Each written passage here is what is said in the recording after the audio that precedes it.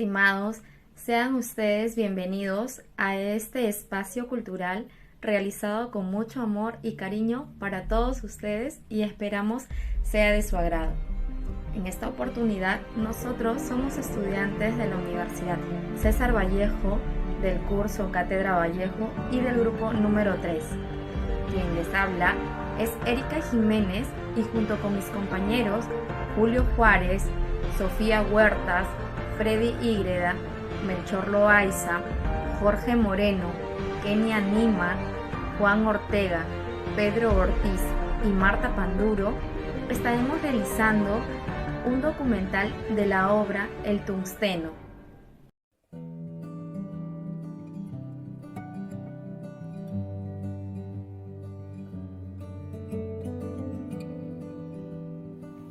El Tungsteno es una obra escrita por el gran poeta y escritor peruano César Vallejo. Esta obra fue publicada por primera vez en 1931, cuando se encontraba en la ciudad de Madrid. César Abraham Vallejo Mendoza nació en la ciudad de Santiago de Chuco, que queda al norte del Perú, el día 16 de marzo de 1892. De todos los hermanos, fue el menor de un total de 11 hijos. Sus padres fueron Francisco de Paula Vallejo Benítez y María de los Santos Mendoza Gurabel. Su crianza se realizó principalmente dentro de una familia la cual tenía una gran devoción cristiana. César Vallejo en 1910 se matricula en la Facultad de Letras de la Universidad Nacional de Trujillo, donde al poco tiempo abandona los estudios por motivos económicos, donde se ve obligado a regresar a su pueblo con el fin de ahorrar dinero para poder continuar con los estudios. Es ahí donde trabaja como ayudante de su padre en las tareas administrativas de gobernador, conociendo así de cerca la dura realidad de los mineros de Quirubilca, lo que le sirvió de inspiración para publicar en 1931 su novela El Tungsteno, donde denuncia a las grandes transnacionales mineras por los abusos de los trabajadores y de la población. Asimismo, en 1916 obtuvo su bachillerato de letras en la Universidad de Trujillo con la tesis El romanticismo en la poesía castellana, y en 1918 editó su primer libro con el título Los Geraldos Negros. César Vallejo está considerado el máximo exponente de letras del Perú y como uno de los más importantes innovadores de la poesía del siglo XX. En 1920 regresa a su pueblo natal, donde tuvo inconvenientes con la justicia, por el cual fue detenido y llevado a la cárcel de Santiago de Chuco, donde permaneció 3 meses en prisión. Los periódicos de aquella época defendieron su inocencia y quedó libre posteriormente. Esta experiencia le marcó en su vida y obra y se ve reflejado de modo muy directo en varios de sus poemas, como lo es el libro Trilce, publicado en 1922, considerada una obra innovadora en el lenguaje. Un año después partió a París, donde permanecería con algunos viajes en la Unión Soviética, España y otros países europeos, hasta el fin de sus días.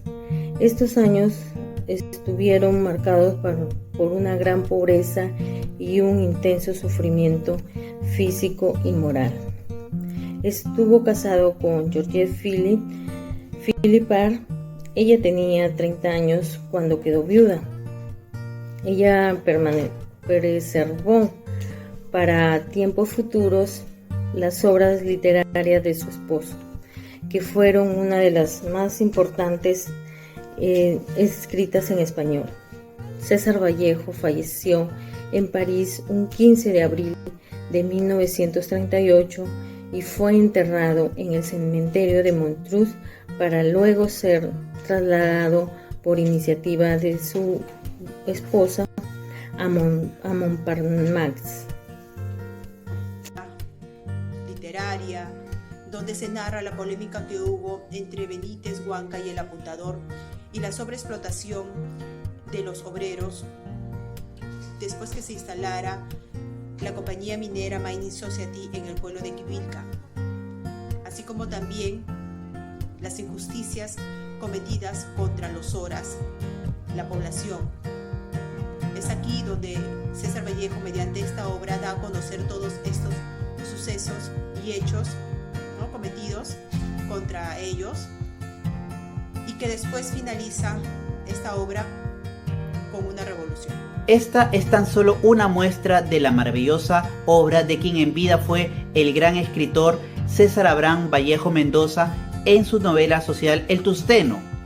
Vallejo es sin duda un referente de la literatura mundial y quizá el máximo representante de la literatura peruana.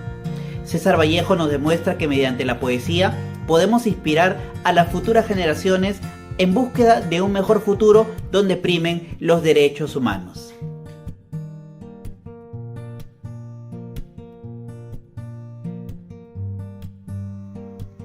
Así comienza la historia del tungsteno.